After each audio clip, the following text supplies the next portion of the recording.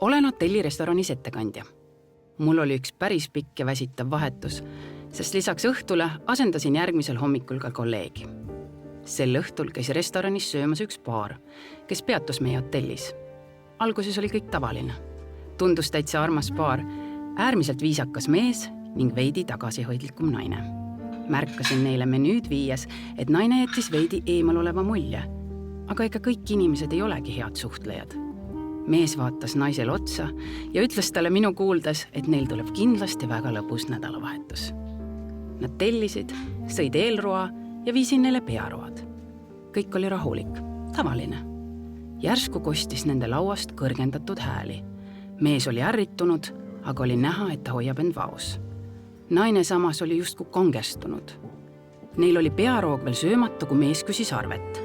Nad tõusid lauast ja mees võttis naise küünarnukist tugevalt kinni. Naise näost oli näha, et see oli valus. Ta nagu peitis oma nägu.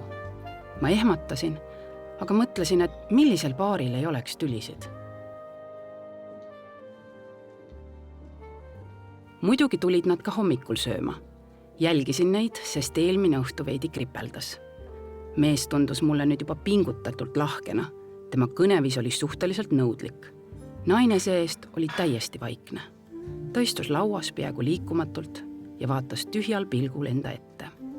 Mees tõi talle hommikupufees süüa, aga ta peaaegu ei puutunudki toitu. Kas ma märkasin midagi imelikku? Tegelikult küll. Ma märkasin pingeid selle paari suhtes. Nende omavaheline vestlus oli pingutatud ning naine oli väga vaoshoitud ja arglik.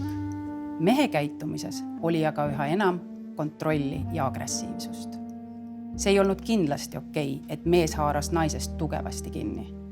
Aga mida ma oleksin pidanud siis tegema? Mõtle minuga kaasa, mida sellises olukorras teha.